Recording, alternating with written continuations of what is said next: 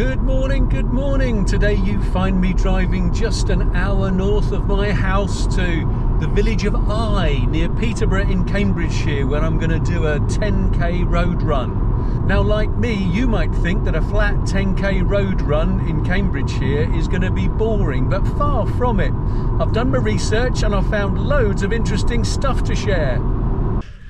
This little village of Eye has direct links with the magnificent Westminster Cathedral in that there London. But in fact the story begins 150 million years ago. I told you there'd be interesting stuff. It's Sunday, the 11th of May 2025, and I'm running in the Eye 10k road race. It's organised by local running club Eye Community Runners, and it's 10k, 6.2 miles, and only has 35 feet of elevation. That's just 11 metres, so nearly flat. And the course is a single loop of local roads and farm tracks.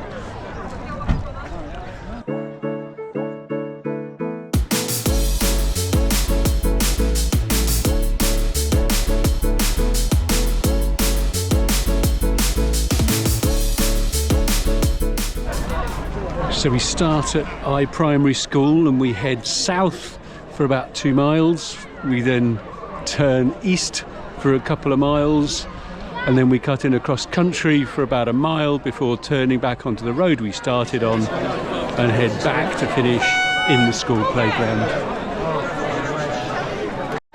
It's an amazing turnout for a local race. They've closed some of the roads, but we've still got cars waiting.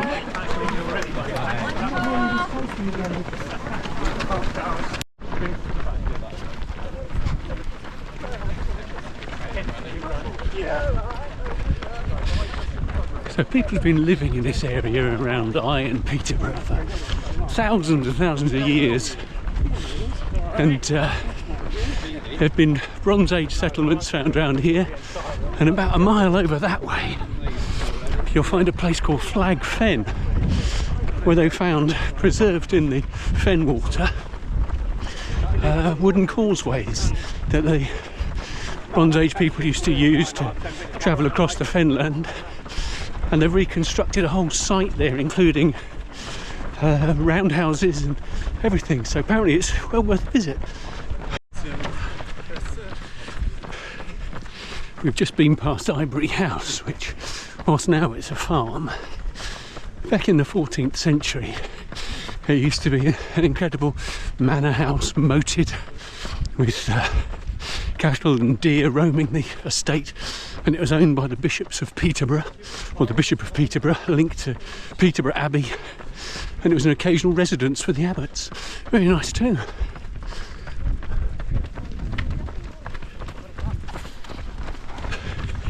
So the bit that interests me is what you see here on the left, and the sign says it's a landfill site, which it is, but that's just a penultimate stage of an incredible journey that starts, like I said at the beginning, 150 million years ago.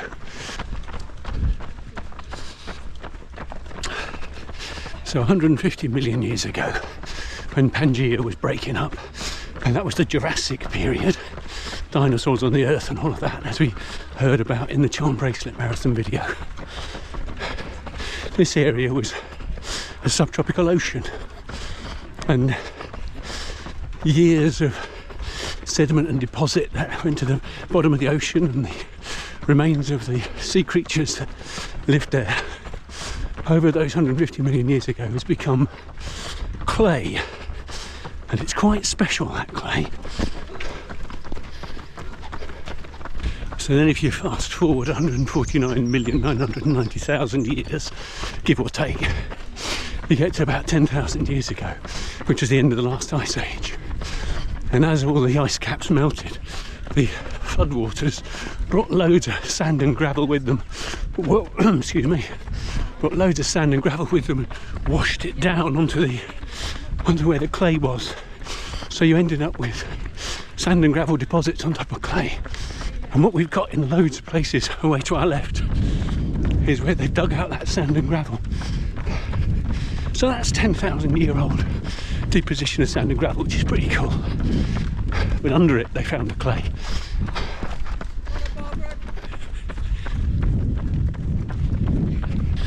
people have been making bricks from clay for thousands of years. The Romans did lots of it, and then when the Romans left, the Britons left behind decided not to use the clay for that. They went back to doing wattle and daub.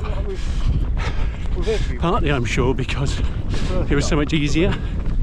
Because the way they used to make bricks out of clay was you dig out the clay in the summer, you then leave it to overwinter to break down. Then you mix it with water in the spring and other things like chalk or whatever, and mash it all up in a pug tank, and then you make bricks out of it, and then you leave them for several months to dry before putting them in a kiln and baking them. So it takes almost a whole year. What a laborious, expensive process. 2 miles done. I'm going back too fast, but we'll settle down in a minute. So what was special about the clay, this Jurassic clay they dug out over here, a lot. Firstly, it contained an amount of moisture, and all the other elements together meant that you could press it into bricks straight out of the ground. You didn't need to weather it. You could also stick it straight in the kiln, and what was amazing, even better, was that when you put it in the kiln, the high carbon content, the carbon actually burnt, and what that meant was it generated its own heat to bake itself. So they only needed to put in 25% of the heat that they would normally do for those green bricks back in the old days. And this way of creating bricks was incredible. It was fast, it was efficient, you could mechanise it, and it was developed here. And it's called a Fletton brick. And if you ever go and buy bricks, you'll see some are called Fletton bricks.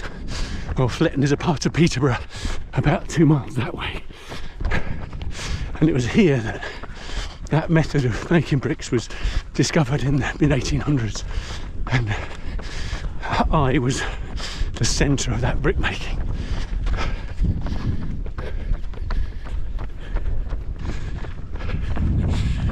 Sugar beet, I think.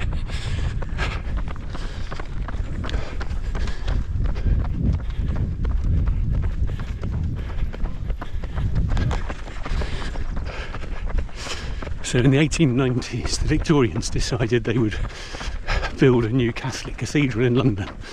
So they wanted to build Westminster Cathedral. Now, it's not Westminster Abbey, Westminster Cathedral, which became the largest Catholic church in England and Wales, and the church as the head of the Catholic Church in England and Wales. And they needed a lot of bricks, about 12 million bricks. And I supplied hundreds of thousands of bricks for that. In fact, Fletton bricks produced in this area accounted for about 10 million of the 12 million bricks they needed. It's an amazing place. And to think that the bricks came from this farmland. Nice.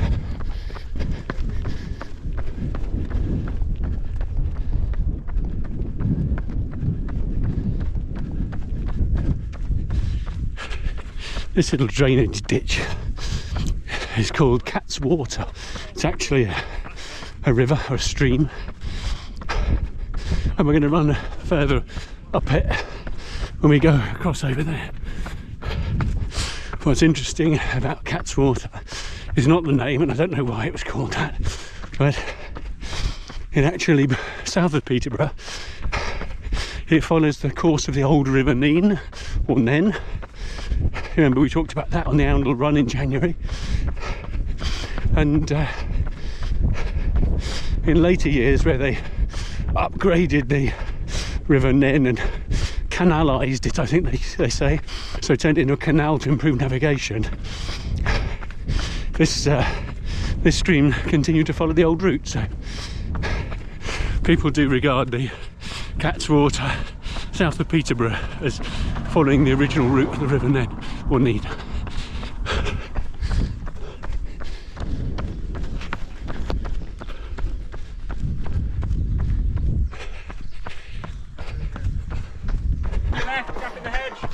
Okay, thanks mate. So we just hit mile 4 and we've now turned east to head back towards Eye. Got pretty much a little wiggle here and then we go straight across country to back to that main road where we started. And what you see there on my right is quarry workings where they're still digging out the sand and the gravel and possibly the clay as well. But what happens to the pits that are left behind when they dig it all out? Well, several things. And here, several have been turned into reservoirs, whether that's for agricultural irrigation or wildlife or for water for humans, I don't know. But also, some are used for landfill, as we saw right at the beginning, the Biffa landfill site. But once they fill it with our rubbish, which has to go somewhere, and then they cap it with clay, and then they cover it in topsoil, and they return it to productive agriculture.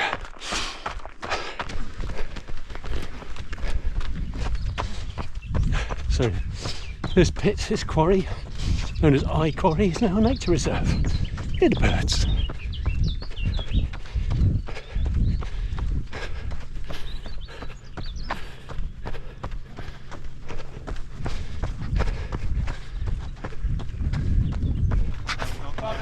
Come on, Jason. Thanks for marking. That's the guy who talked me into doing this. Just had another drink station, so nearly 5.5 miles. So what's that? 9k. So I said at the beginning my objective is just to get round and enjoy it. If I could be under an hour, 60 minutes, I should be very pleased, particularly in this heat. And it's feeling okay at the moment. Heart rate 167. So now we turn for home. It's our last bit. Now, half a mile. You alright? Yeah. Yeah, good.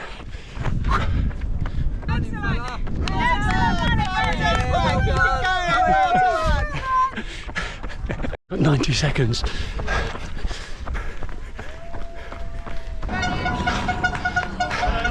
Come on. 35 seconds. Well done. Brilliant.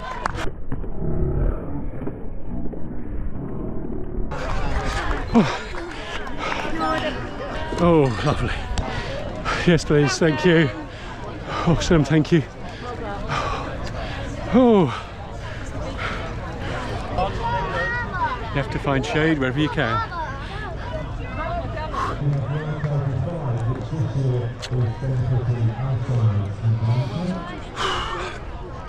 Well, there we go. Eye Community 10k done. Really pleased with that. Now, it's the hardest I've worked for quite a long time. That was comfortably uncomfortable. That was all right. And I did go out too fast, but was it too fast? I went out faster than I should have done. I then pegged it back a bit and then maintained that pace to the end, even though, as you know, the heart rate then climbs as it becomes harder work for your body. But certainly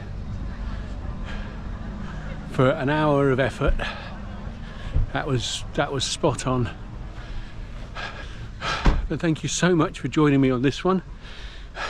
As you can see, what looked like a fairly boring flat thing, I found out so much about brick making that I didn't know, and the contribution that this tiny little village of Eye made to the magnificent Westminster Cathedral in London, the head of the Catholic Church in England and Wales, is just brilliant. If you enjoyed it, give it a like, and if you want to see more, then feel free to subscribe. It doesn't cost anything. The next run is actually more of a walk. It's a marathon walk, which I intend to try and jog the downs as part of my training for what's coming up, and that is in Staffordshire next weekend.